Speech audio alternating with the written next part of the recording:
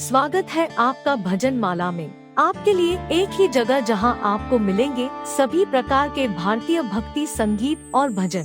तो अगर आप अपने आध्यात्मिक सफर को संगीत के माध्यम से ऊंचाइयों तक पहुंचाना चाहते हैं, तो हमारे चैनल को सब्सक्राइब करें और भजन माला समुदाय में शामिल हो जाएं। आपको क्या पता कि ये बेटी अयोध्या जाएगी तो उसके लिए वनवास की तैयारी हो।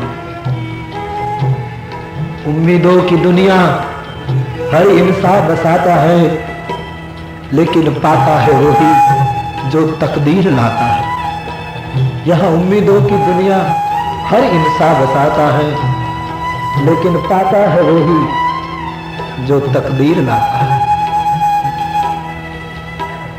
दिकरी कितनी अद्भुत जीवन जी गई बेटी। और नियम है हमारे भारतीय ऋषियों का कि जिस कुल में बेटा अच्छा होता है वो पिता के एक ही कुल को धन्य करता है, लेकिन जिस कुल में बेटी अच्छी होती है वो पिता और ससुर दोनों कुल को उद्धार करते हैं। बाप और ससुर दोनों कुल को तार देती है। और प्रमाण है अयोध्या कांड में, चित्रकूट में जब पुनः मिले माता पिता बेटी को, तो जनक जी बोले थे, जानकी मैं तेरे लिए कुछ बोलूंगा बेटी, तुम्हें अच्छा नहीं लगेगा बाप, लेकिन मैं रह नहीं सकता। क्या बाबा? पुत्री पवित्र किए कुल दो, तूने दोनों कुल को पावन कर दिया बेटी, हमको धन्य बना दी।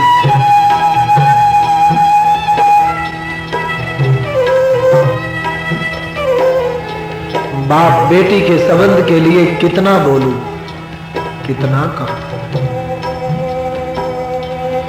हम जब पढ़ रहे थे तो हमारे गुजराती में एक बात आती थी। एक फकीर था, उसका नाम था अली। उसकी एक बेटी थी, उसका नाम था मरियम। अली ने मरियम की शादी की। मां नहीं थी मरियम को। मां के बिना बेटी को पालकर अली ने बड़ी की, और जब उसको विदा की तब अली बहुत रोया, मरियम भी बहुत रोई। अली ने कहा, बेटी घर जाते ही चिट्ठी भेज देना, मैं तेरी चिट्ठी की प्रतीक्षा में जी सकूंगा। अब मेरा कौन है? बाबा ऐसा मत बोलो। बूढ़े बाप को छोड़कर मरियम ससुराल गई। 1 सप्ताह, 2 सप्ताह, 1 मास बीता, बेटी की चिट्ठी नहीं आई। नित्य अली पोस्ट ऑफिस के द्वार पर जाकर बैठता था।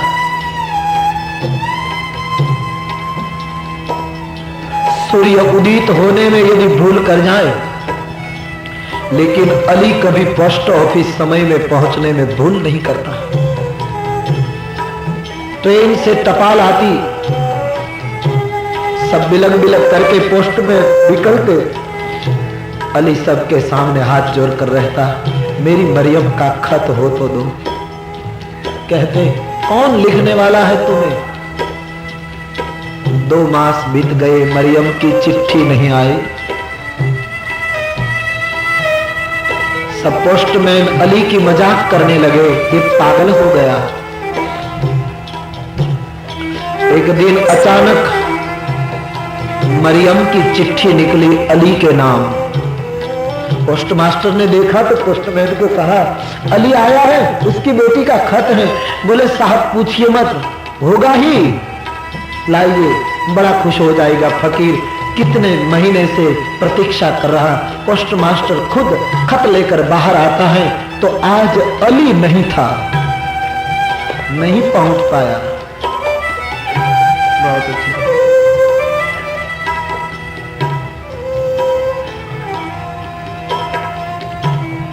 पोस्ट मास्टर ने कहा पोस्टमैन को, अली कहाँ रहता है?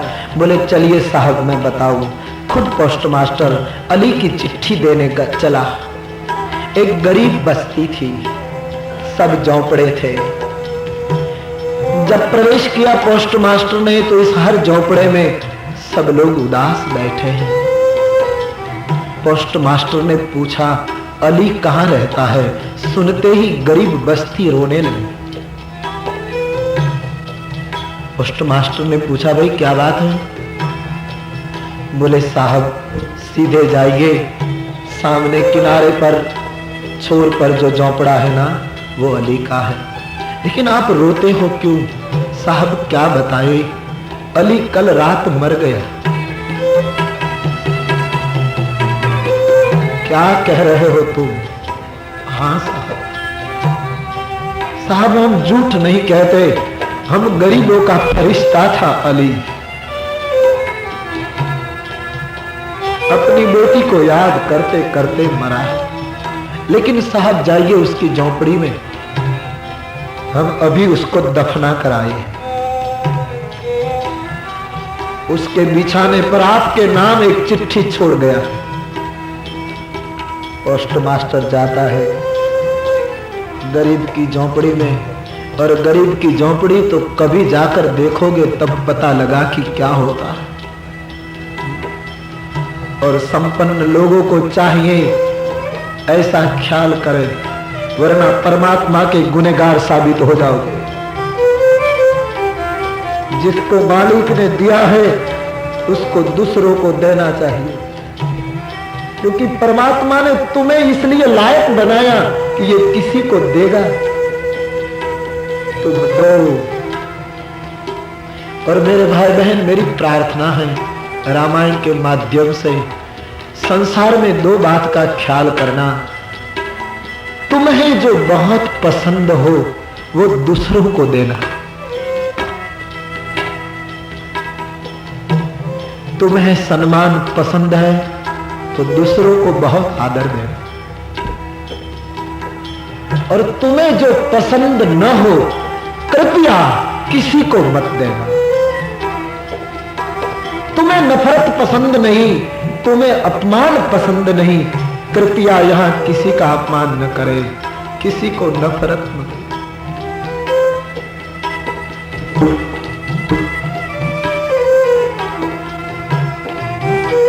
राम कथा यही सिखाती है।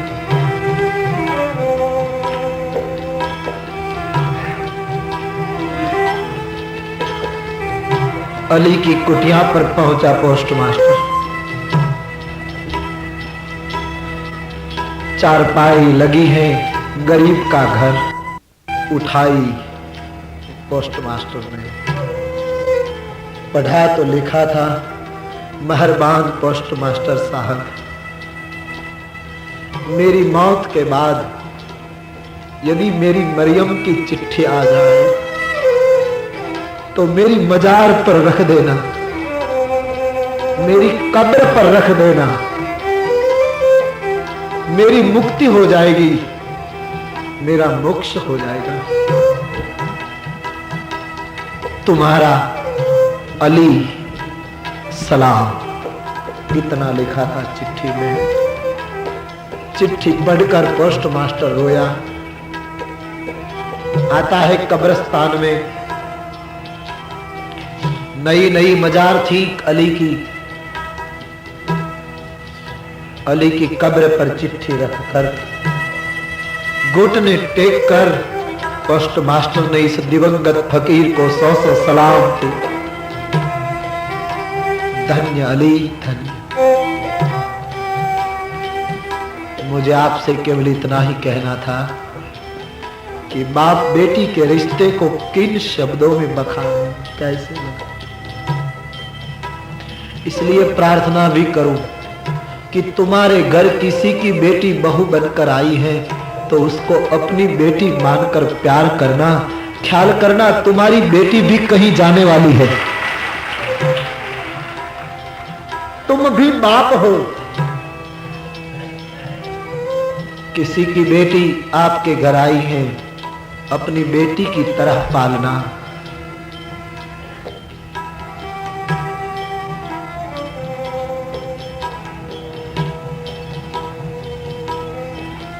जानकी जी रोती हुई विदा लेती है।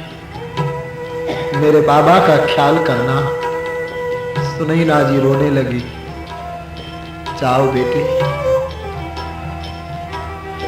दूर सुदूर जब तक चारों डोलियां दिखाई दी खड़े रहे।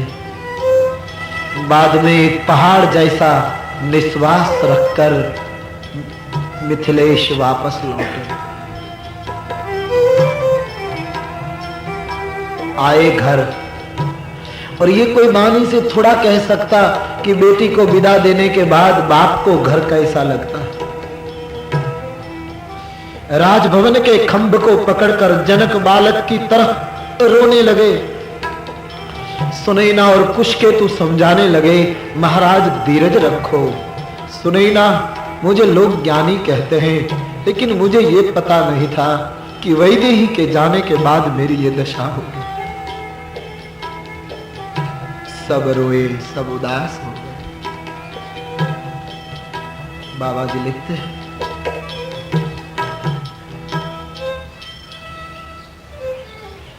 बीच बीच बरबास करे,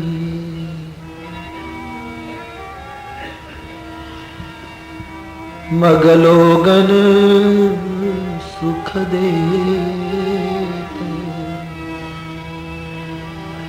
अवध समीप पुनीत दीना।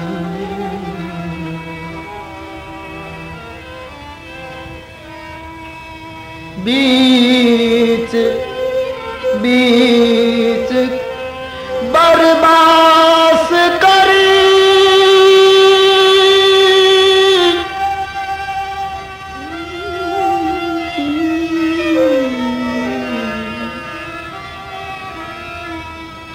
मगलोगन सुख देत, अवध समीप पुनीत दीना। पहुँचे आई जने,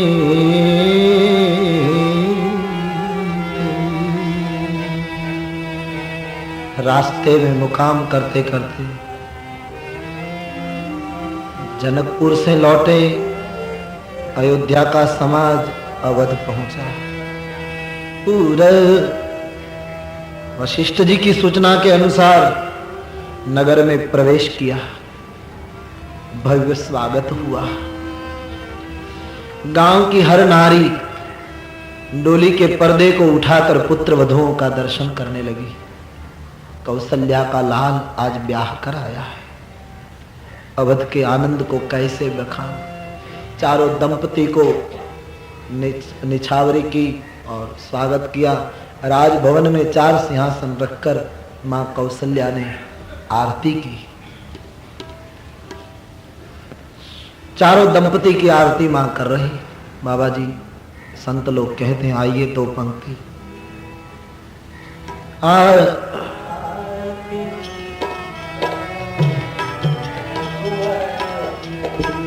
आरती की जय श्री रघुवर की, आरती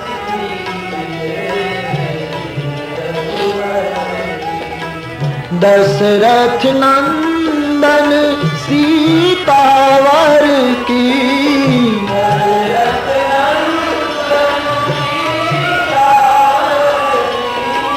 दशरथ नंदन सीतावर की,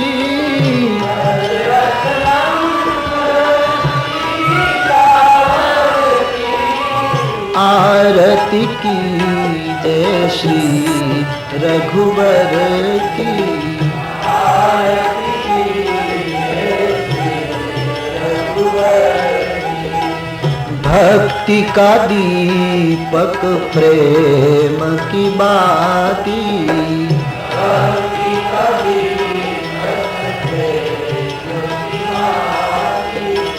साधु संत करे दिन राती।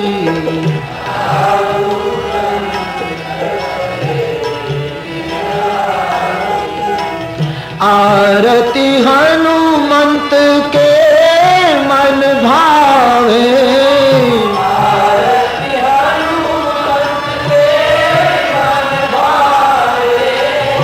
राम कथा नित शिव जी गावे।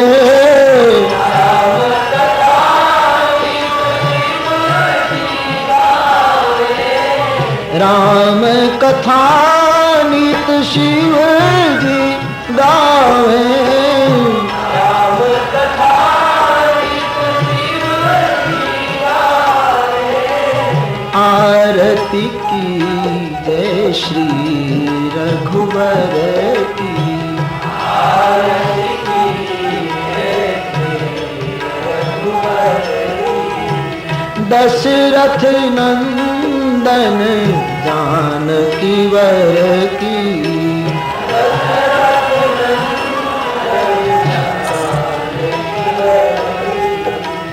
आरती की जय श्री रघुवर की।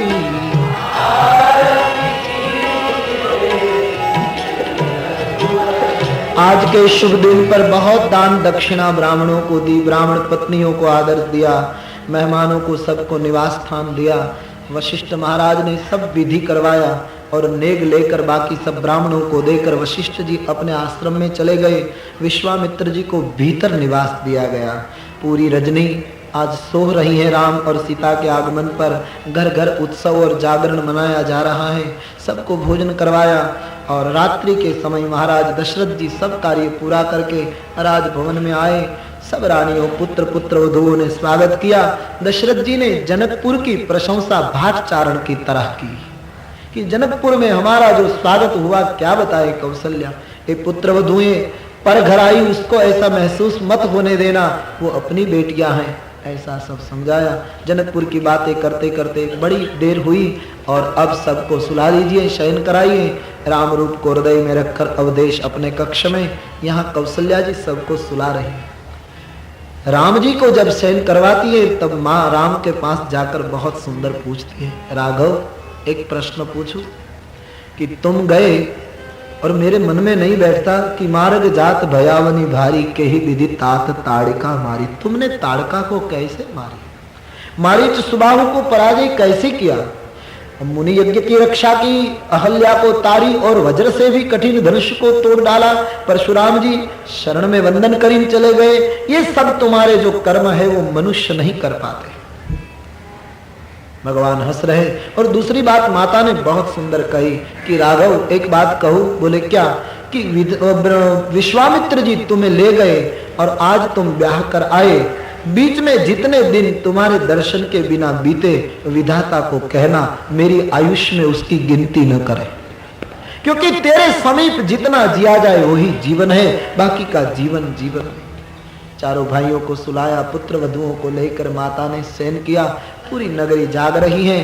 सुबह होती है, सब मंगल ध्वनि करने लगे, बधाइयां होने लगी। एक के बाद एक दिन बीतने लगे।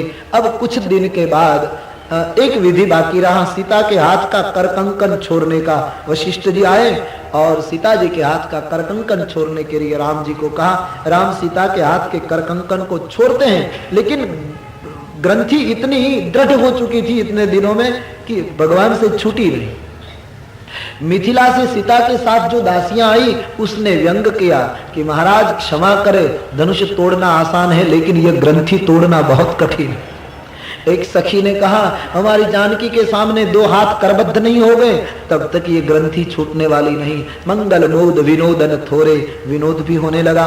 उस दिन भी बहुत दान दक्षिणा दी।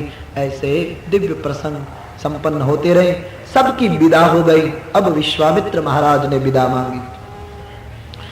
पूरे परिवार ने आग्रह करके रोक लिया, लेकिन बहुत दिनों के बाद विश्वामित्र जी ने कहा अब मुझे रजा दे, मुझे जाना चाहिए। और बात बिल्कुल सही है। मैं अक्सर कहता हूँ कि विरक्त साधुओं को संसारी के घर उसका प्रसंग पूरा हो जाए उसके बाद ज्यादा रुकना नहीं चाहिए। अपने भजन में, अपने स्वाध्याय में, अपनी तपस्थली में चला जाना चाहिए। विश्वामित्र जी को विदा देते हैं सब, और उस वक्त दशरथ जी की आंख में आंसू आए, क्योंकि संत की विदाई किसको अच्छी लगती है। और ये तो बिल्कुल त्यागी संत, निर्वैर संत, बिल्कुल अनासक्त संत थे। उसकी कृपा से तो इतनी दिव्य घटना घटी थी। तो विश्वामित्र जी को जब विदा देते हैं, तब दशरथ जी विश्वामित्र जी से एक बात मांगते हैं, तुम्हारे घर कोई साधु संत आए ना तो मांगना मत, यदि मांगे बिना न रहो तो रामायण में जो लिखा ऐसा मांगना। दशरथ जी ने मांगा।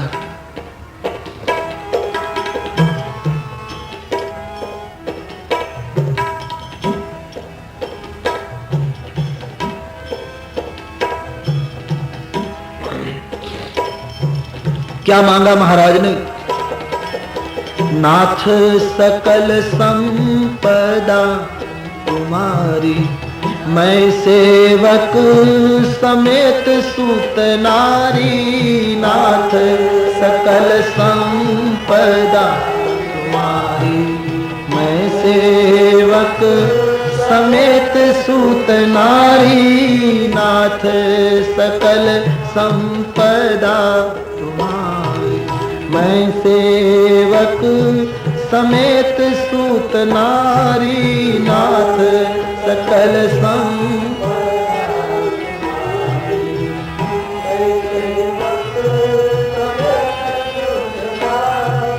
करहूं सदा लरी कन पर छोहू। करहूं सदा लरी कन पर छोहू, दर्शन देते रहब मुनि मोहू। दर्शन देते नाथ सकल संपदा मारे, मैं सेवक समेत सूत नारी। नाथ सकल संपदा,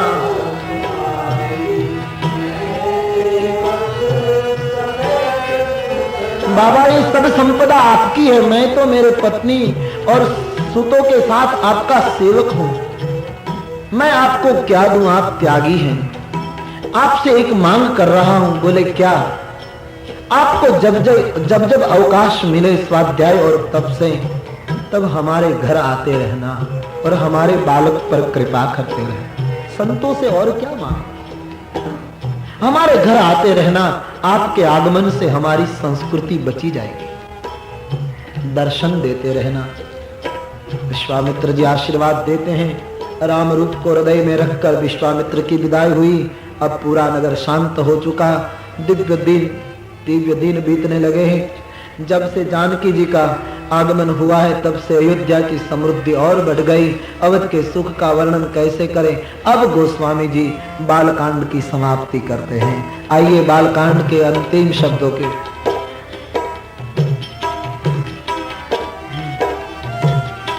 निज गिरा पावन करण कारण गिरा, निज गिरा पावन करण कारण गिरा।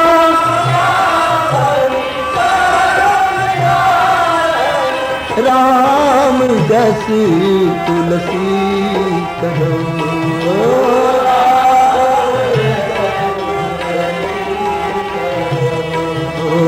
राम जैसी तुलसी कहो।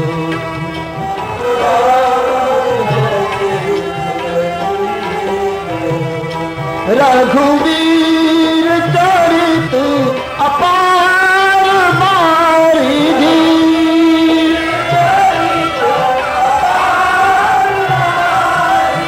पार कवि कोने लहो।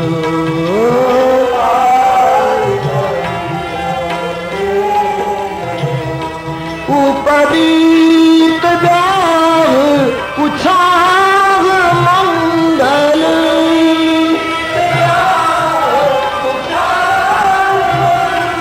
उपरीत जाह उछाह मंगल।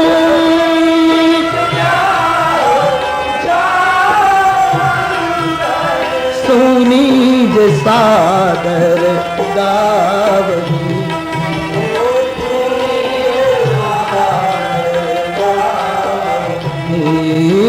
सुनी जे सागर गावही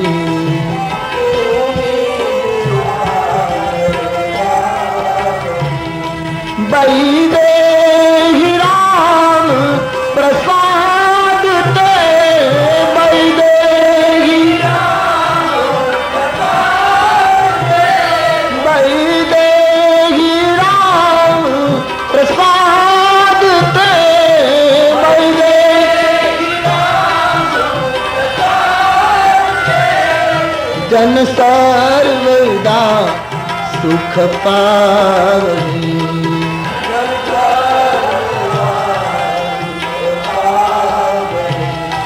जन सर्वदा सुख पावही।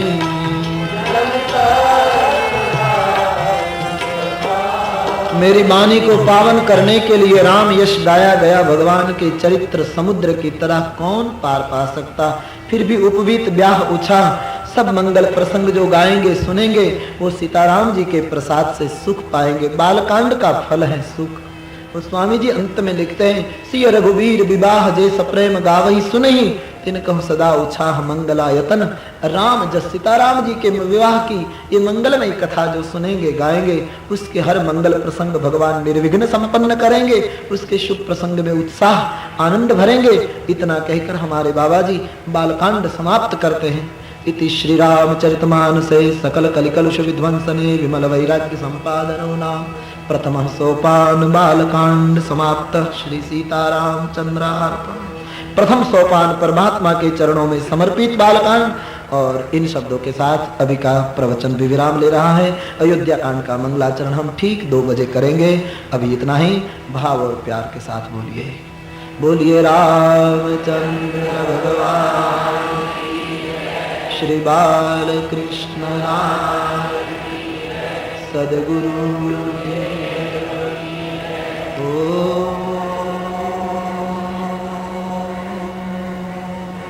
नमः पार्वती पतये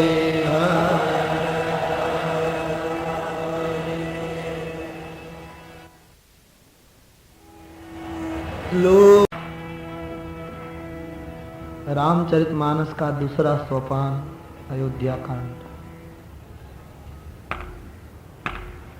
अयोध्या कांड का विचार हम संक्षेप में करेंगे,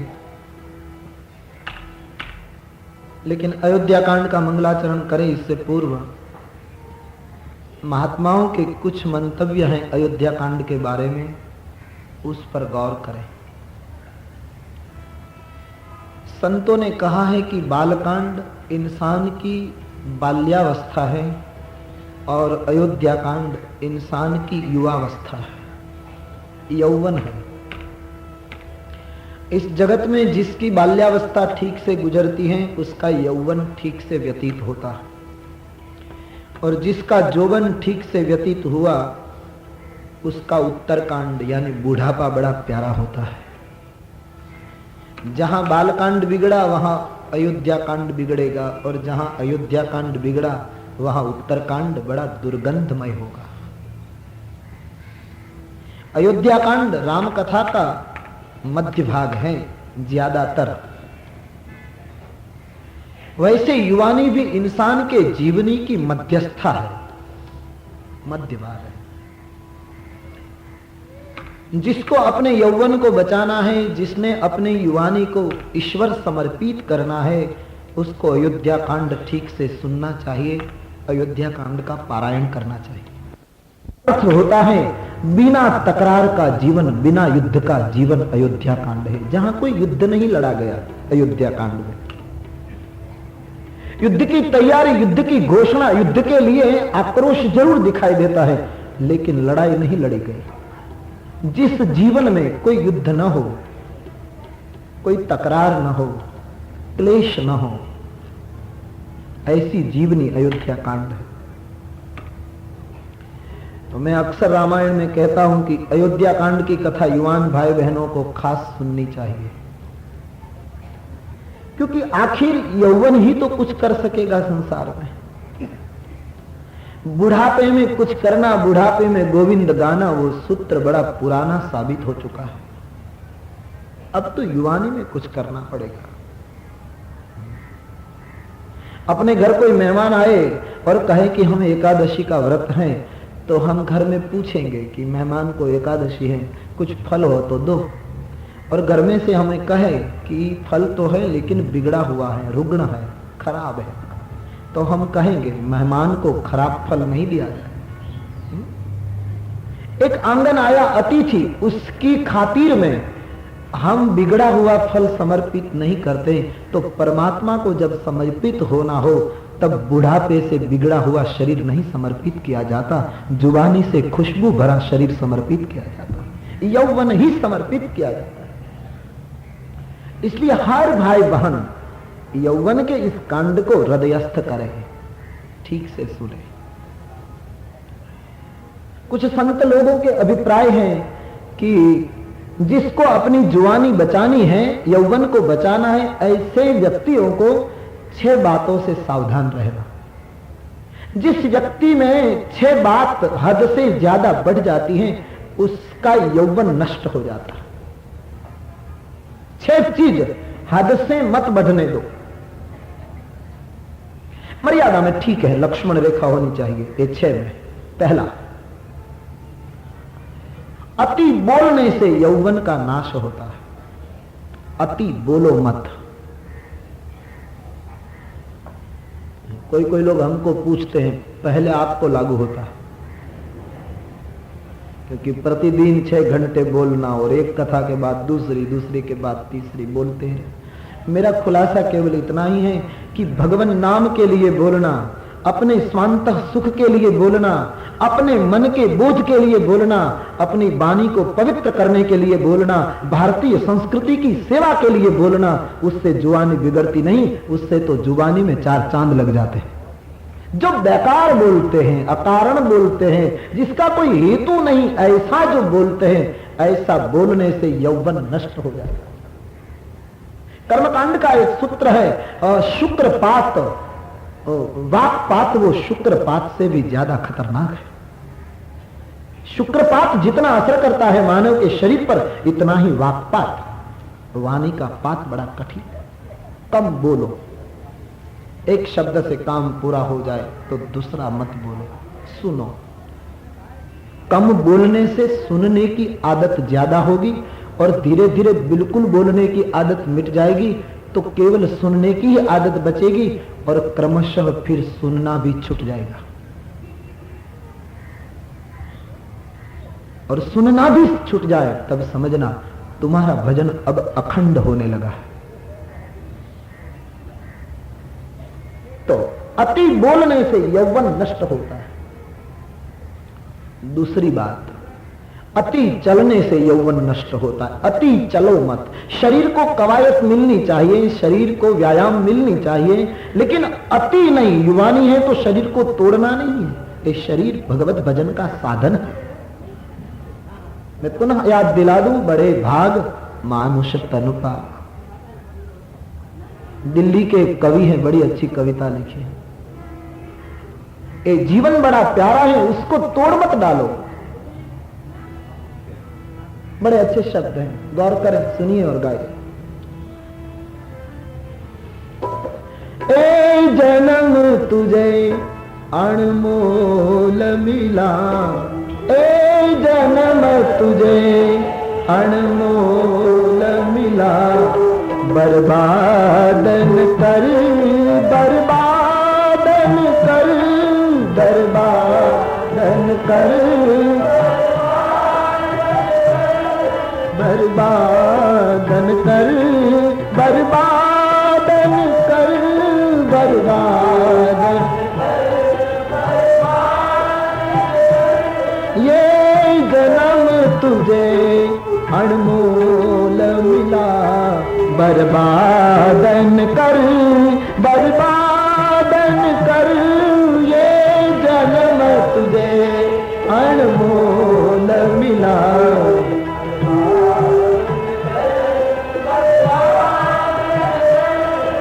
कवि को किसी ने पूछा तो करे क्या, तो सूचना दी, इतना करो। क्या करो? कर नेक अमल और हर को सिमर, कर नेक अमल और हर को सिमर। नेक काम कर, अच्छा काम शुरू कर दे और भगवान का सिमरन कर। कर नेक अमल और हर को सिमर।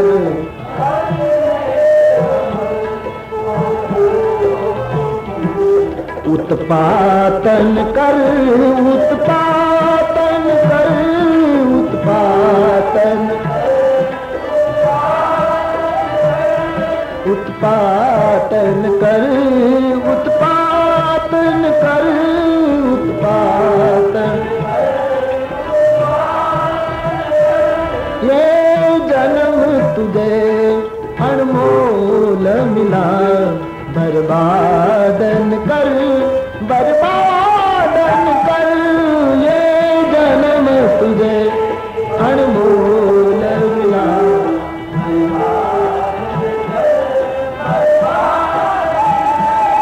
बहुत सुंदर शेर है, सुनिए।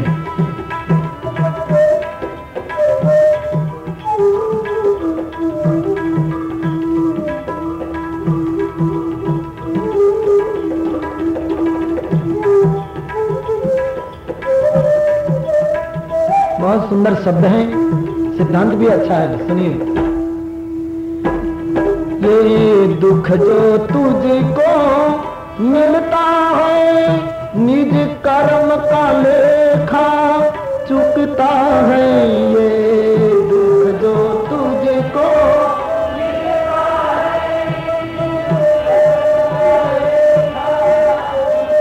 है, यहाँ तू जो दुख भोग रहा है वो तेरे कर्मों का हिसाब लग रहा है।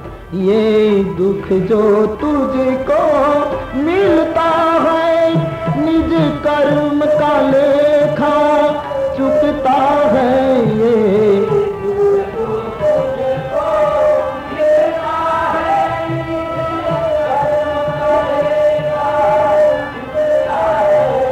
जो पहले दिया सो मिलता है, जो पहले दिया सो मिलता है। तूने पहले दिया सो मिलता है, तूने पहले दिया सो मिलता है। फरियादन कर, फरियादन कर, फरियादन कर, फरियादन कर, फरियादन कर, फरियाद कर। नेक अमल और हर को सिमर, कर नेक अमल और हर को सिमर। उत्पातन कर, उत्पातन कर, उत्पातन कर। ये जन्म तुझे अनमोल मिला, ये जन्म तुझे बर्बादन कर, बर्बादन कर, बर्बाद, बर्बादन कर, बर्बादन कर।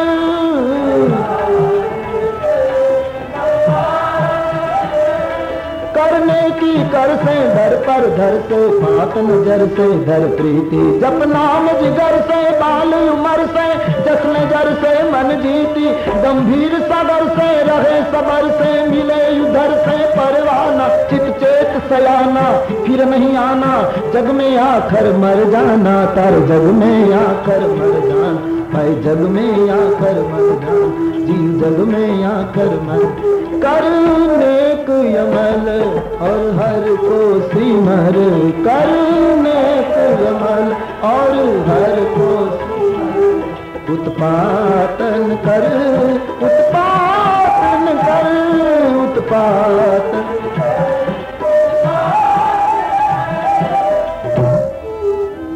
जीवन को बचाना है तो बहुत चलो मत।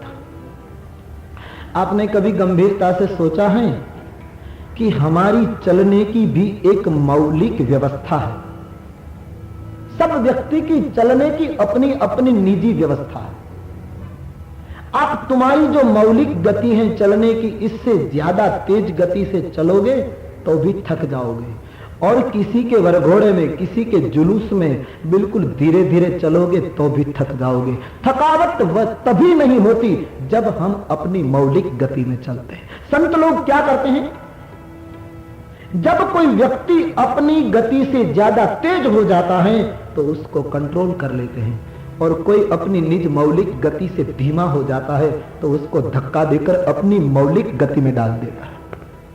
हद से ज्यादा चलने में और अपनी मौलिक गति से धीरे होने में थकावट महसूस होती है। तो अति चलने से यौवन का नाश होता है। तीसरा, अति भोजन करने से यौवन का नाश होता है। जिसको युवानी बचानी है उसको अति भोजन नहीं करना। शरीर को टिकाने के लिए खाना चाहिए, शरीर को पौष्टिक तत्व मिले, शरीर टिक जाए, शक्ति बनी रहे, इतना अवश्य खाना चाहिए, लेकिन अति मत खाना। युवानी है तो बहुत खा ले, नहीं। कलयुग का स्वभाव है, माता पिता बालक ही बुलावही, उदर भरे सो यत्न सिखावही। अति मत खाना, बस प्रमाण में खाना।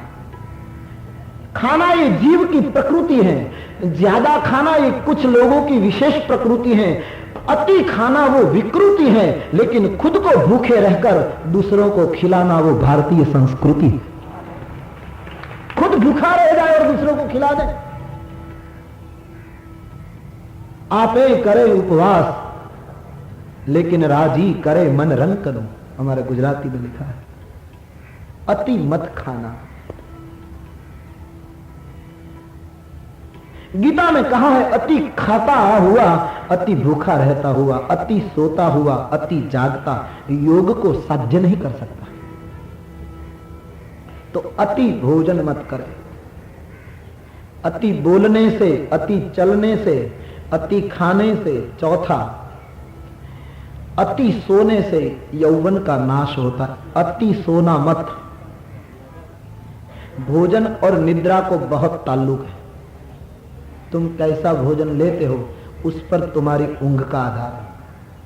साधु लोग जब चाहे सो सकते हैं, जब चाहे जाग सकते हैं। अति सोना मत।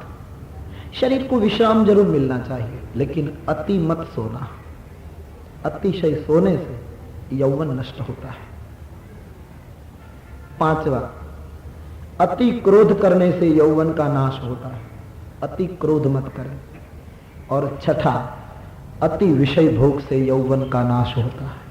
इन 6 अतिरेक से युवान बचे, युवा शक्ति बचे।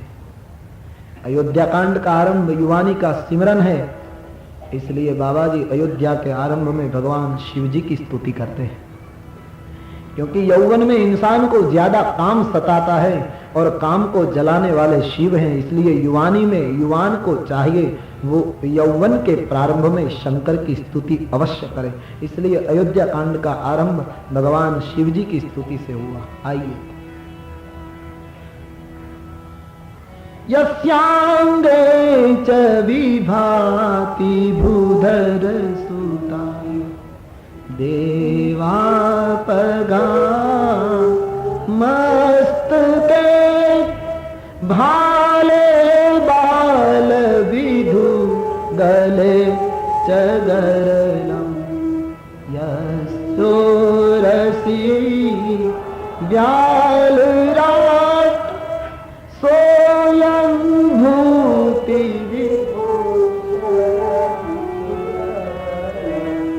सर्वाधिप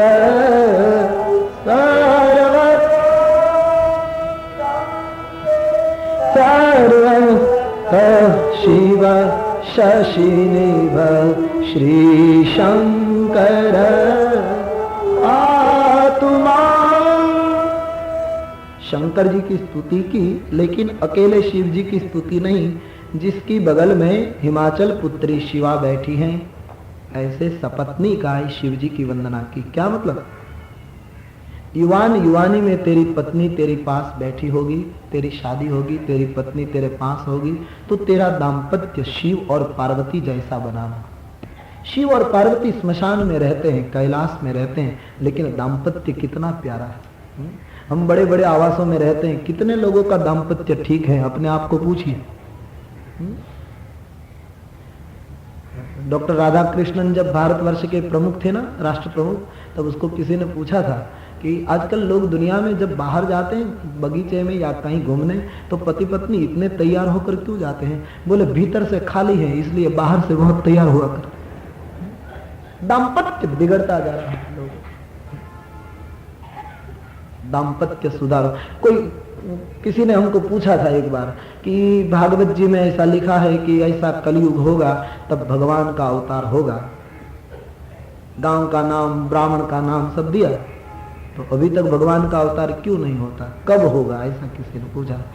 तो हम कहते कि भगवान तो अवतार लेने के लिए कब से आकाश में घूम रहे हैं, जल्दी में है भगवान, लेकिन उसको योग्य माँ बाप नहीं दिखाई देते, इसलिए रुक गए हैं। कहां प्रकट हो जाए, उसके अनुकूल माता पिता तो होने चाहिए। हमारा जीवन परमात्मा को अवतरित करें, ऐसे ऐसा है, अपने आप को पूछे। दाम्पत्य बिगड़ता जा रहा है राष्ट्र का, इसलिए मेरे युवान भाई बहन अपने जीवन में दाम्पत्य मत बिगड़ने दो। पत्नी पति को आदर दे और पति पत्नी को प्रेम दे, केवल इतना हो जाए संसार में तो किसी का दाम्पत्य नहीं बिगड़ेगा। पत्नी पति को आदर दे, क्योंकि पुरुष अहंकारी होता है, उसको आदर मिल जाए, उसका अहम बच जाए। चलो आपने कहा ठीक है, मेरी समझ नहीं थी ना, आप जो कहते ठीक है ऐसा कर दो, बस उसका अहंकार बच जाएगा। और पुरुष का फर्ज है पत्नी को प्रेम दे, स्त्री को प्रेम चाहिए। जिस घर में पुरुष पत्नी को प्रेम देता जाएगा और पत्नी पुरुष को आदर, वहां का दाम्पत्य यदि कुटिया में होगा तो भी ऋषि दाम्पत्य होगा। और ये दोनों नहीं होगा तो बड़े बड़े महल में रहो और रोते रहो। दाम्पत्य बिगड़ा हुआ है, दाम्पत्य दिव्य हो जाए। अवतारों को बुलाने के लिए दाम्पत्य को दिव्य बनाए, तो शिव और पार्वती की बात इसलिए बताई शायद। जस्यांगे च विभाति धुधरसुता देवापदा मस्तके, भगवान शिव जी के मस्तिष्क पर से गंगा बह रही है, और हे युवान युवानी में तेरे मस्तक पर गंगा रखना, भक्तिमय मस्तक रखना, तेरे दिमाग में तेरी बुद्धि में भाव रखना, मस्ती भक्ति रखना। भगवान शंकर के कंठ में विष है, यस्यांगे च विभाति धुधरसुता देवापदा मस्तके भाले बाल विधुर। भगवान शंकर के भाल में चंद्र है, यानी इसका मतलब यह हुआ कि युवान तेरा भाल तेजस्वी होना चाहिए, तेरा ललाट तेजस्वी होना चाहिए। और तेज आता है तप से, ऐसा रामायण का सूत्र है। कुछ लोग मानते हैं बहुत अच्छा खाना खाए तो तेज आ जाए, नहीं, ये गलत है। बहुत अच्छा खाना खाने से शरीर ज्यादा रुष्ट पुष्ट होगा, तेज नहीं आएगा।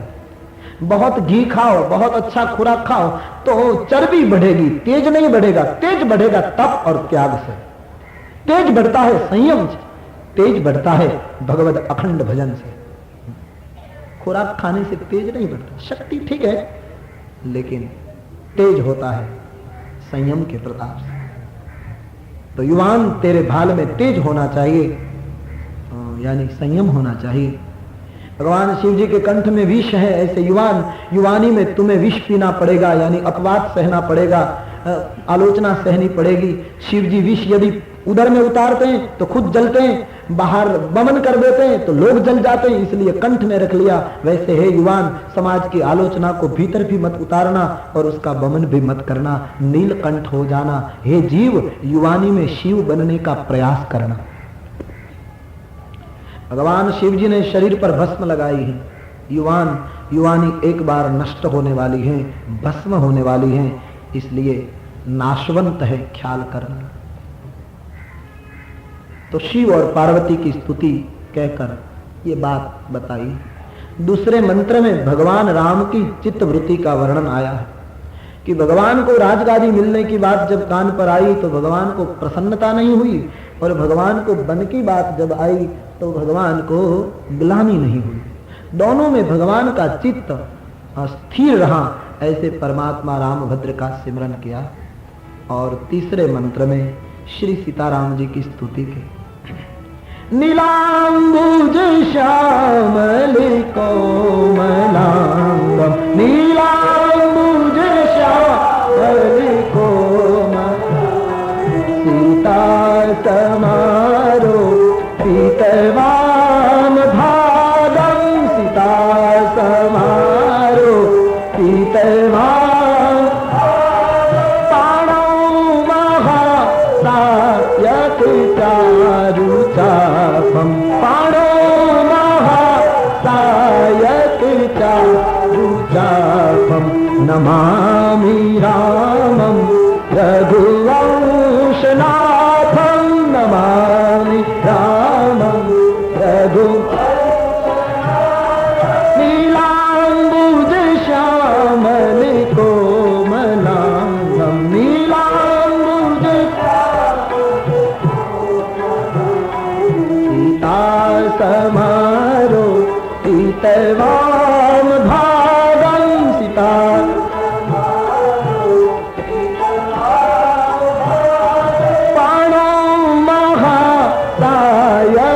चारु चापम, पाणौ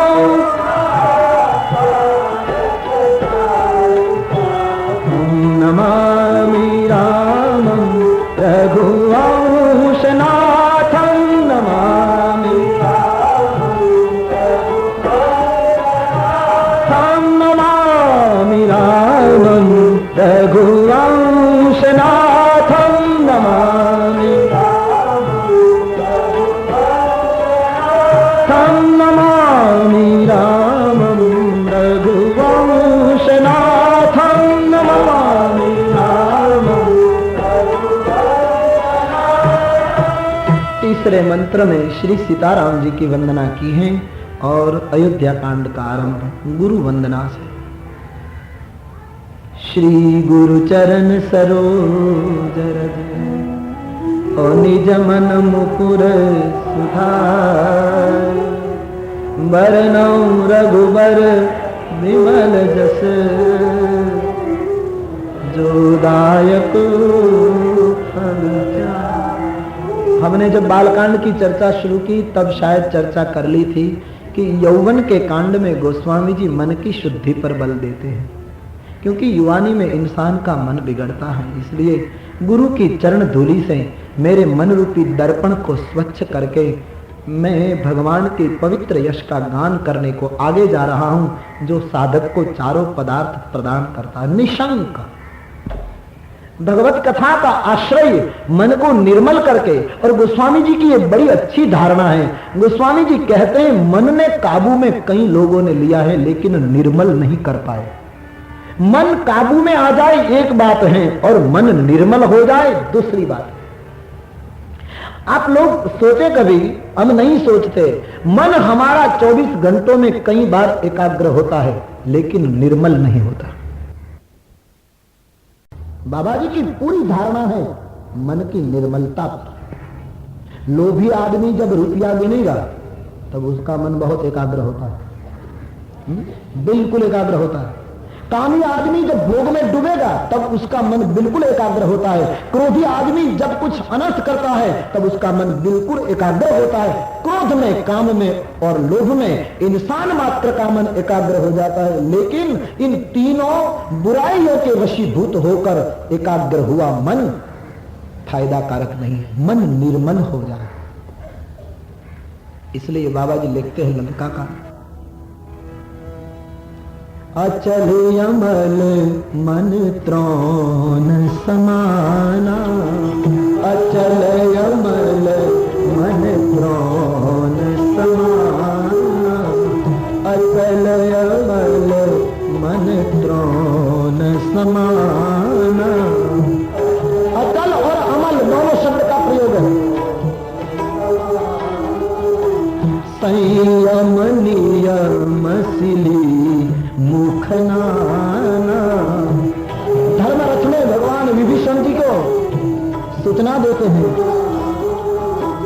संयम नियम सिली मुखनाना।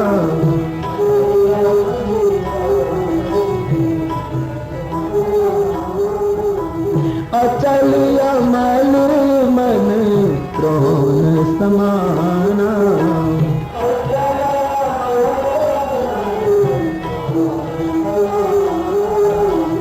अचल अमल मन द्रोण समाना।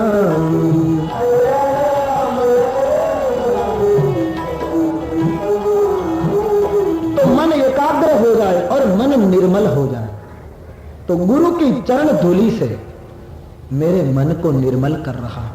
बाबा जी कहते मेरा मन मुकुर है, मन दर्पण है, इसको मैं स्वच्छ करता हूं और अब भगवान के गुणगान गाने के लिए आगे। तो अब बाबा जी अयोध्या कांड की प्रथम चौपाई लिखते हैं। आइए। जब से राम, अवध कांड की प्रथम चौपाई सब गाइएगा। जब ते राम ब्याही घर आए, नीत नव मंगल मोद बधाई।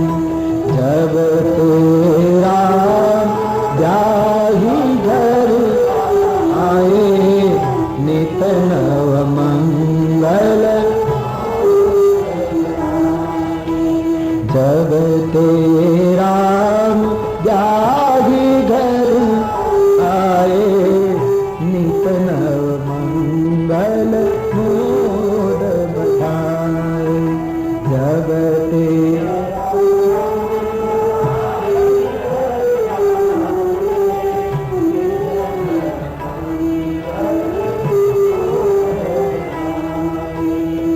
भुवन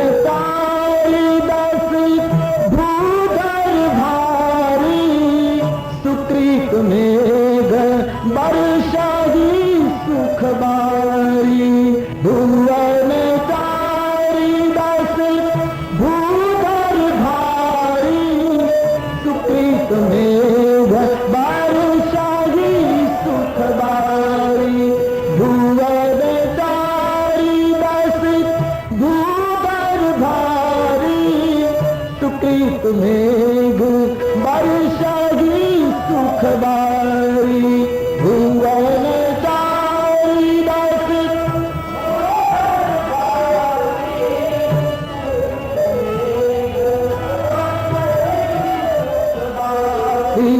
सुकृत मेघ बरसाही सुख बारी।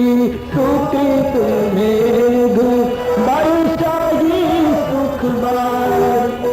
रिद्धि सिद्धि संपत्ति नदी सुहाई, उमगी अवध अम्बुधि कहाई।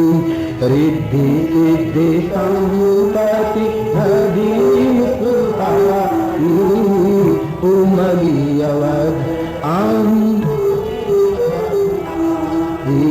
जब से राम ब्याही घर आए, नीत नव मंगल मोद बधाई। जब राम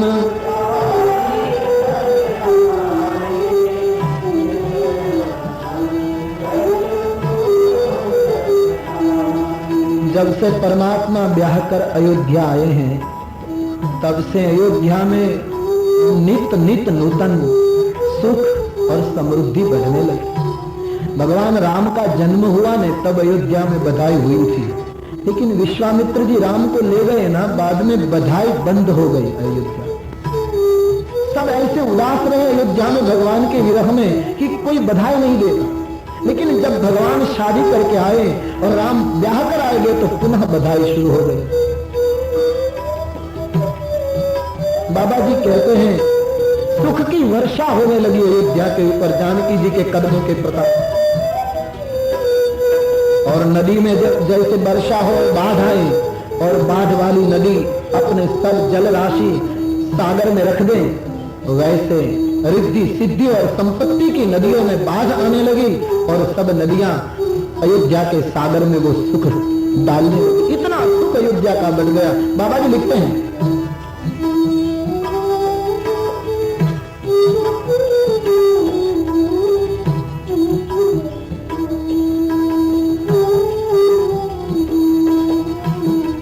कहीं न जाई कछु नगर विभूति, जन एक ने विरंग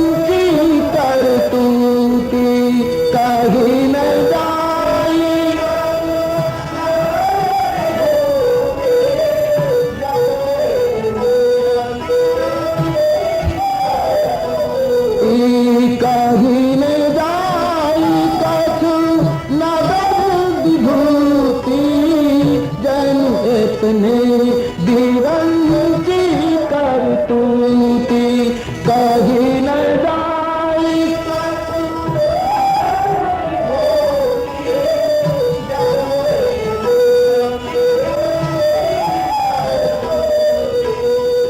सब विधि सब पूरे लोग सुखारी क्यों रामचंद्र मुख चंद्र निहारी सब विधि सब पूरे लोग सुखारी रामचंद्र मुख चंद्र निहारी सब विधि सब पूरे लोग सुखारी रामचंद्र मुख चंद्र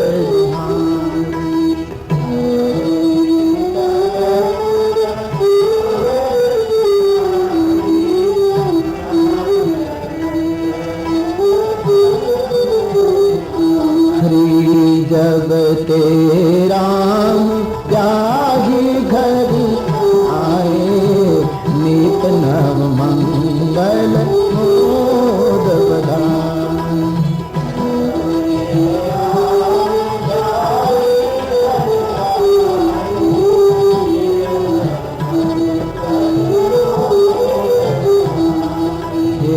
नित नव मंगल मोद बधाई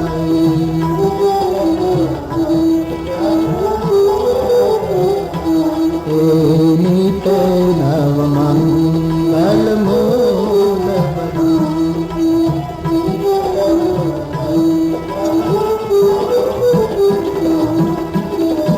अयोध्या में सुख के बारिश होने लगी।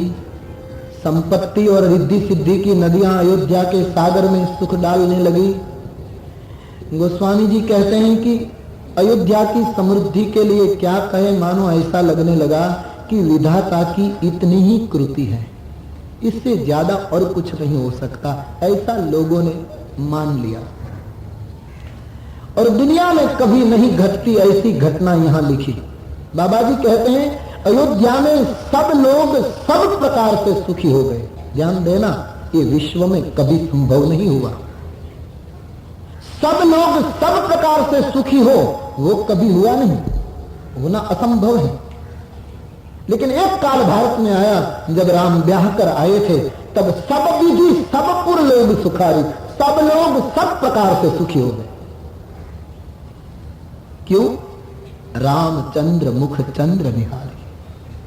सबका लक्ष्य, दुनिया में कभी सब प्रकार से सब लोग सुखी नहीं, किसी को ये दुख, किसी को ये, कहीं कुछ न कुछ कमी रहती है, लेकिन एक हो सकता है। जैसे अयोध्या के लोगों को एक लक्ष्य था रामचंद्र का चेहरा, उसको देखकर सब सुखी हैं, वैसे हमारे जीवन में सबका लक्ष्य एक हो जाए तो सब सुखी हो जाए।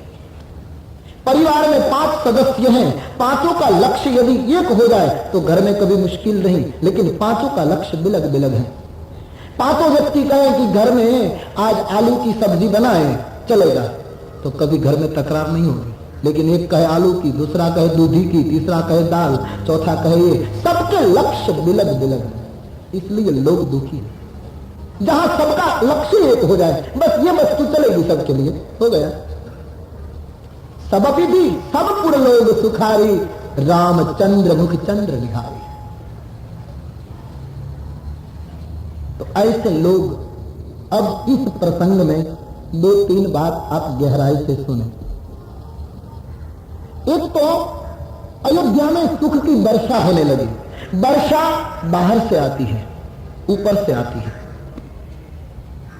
और हम सब जानते हैं वर्षा का अतिरेक इंसान को पसंद नहीं। बहुत ज्यादा वर्षा होने लगे तो हम थक जाएंगे कि अब तो घर से बाहर निकलना भी मुश्किल हो गया।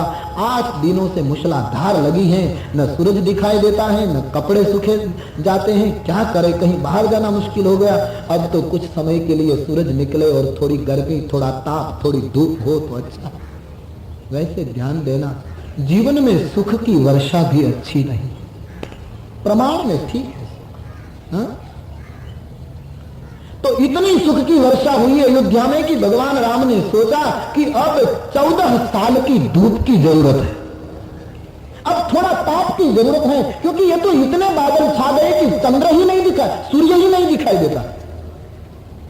बिना सूरज जीवन कैसा, बिना दुख जीवन कैसा, बिना दुख जीवन अपूर्ण है। दुख जीवन की पूर्ति होती है दुखों से, केवल सुख से तो जीवन उब जाएगा। सुख कोई जीवन है क्या? दुख आवश्यक है जीवन के लिए, अति आवश्यक, आवश्यक नहीं अति आवश्यक। दुख, केवल हंसना जीवन अधूरा है, रोना बहुत जरूरी है। तो पहली बात, सुख सबके लिए चाहिए। सर्वे जनाः सुखिनः सन्तु सर्वे सन्तु निरामयाः। कौन दुख का आशीर्वाद दे दुनिया को? सब सुखी हो, ऐसा ही सब कहते। लेकिन सुख की वर्षा हद से बाहर नहीं होनी चाहिए। इतने सुख क्या काम के जो तुम्हें सोने न दे, जो तुम्हें चैन से रहने न दे। इसलिए तो अच्छा है महात्मा लोग कहीं भी रह जाते हैं, न कोई फिक्र न कोई चिंता।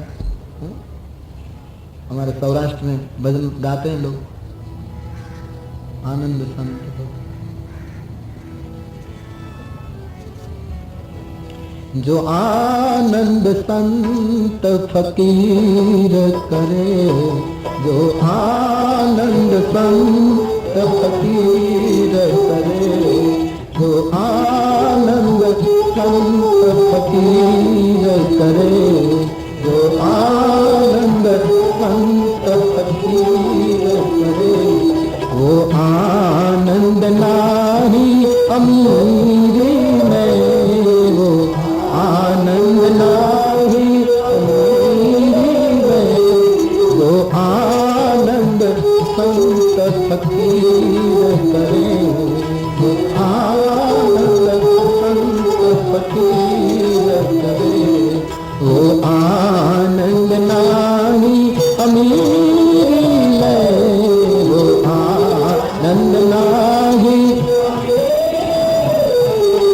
सुख दुख में समता साध रहे, सुख दुख में समता साध रहे, सुख दुख में समता साध रहे, सुख दुख में समता साध रहे।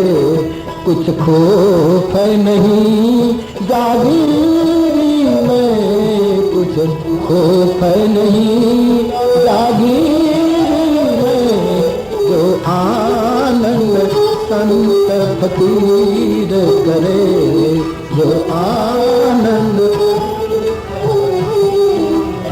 संत और फकीरों का जो आनंद होता है वो क्या बताएं।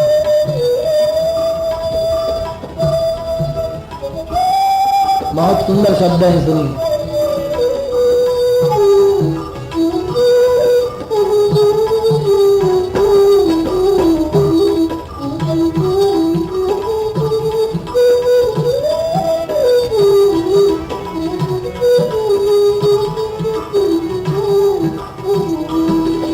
सत्कार्य करे और चुप रहे, सत्कार्य करे और चुप रहे।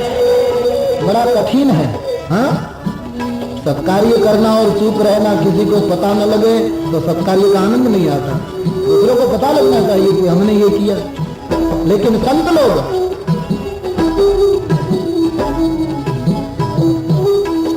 सत्कार्य करे और चुप रहे,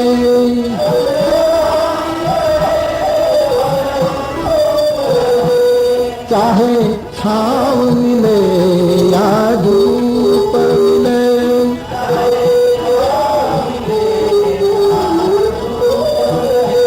चाहे छाव मिले या धूप मिले,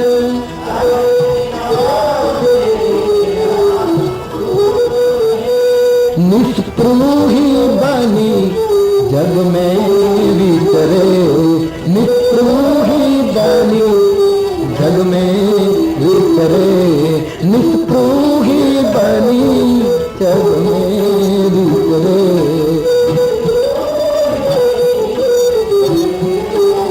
और जिज्ञासु के घट में ज्ञान भरे जिज्ञासु के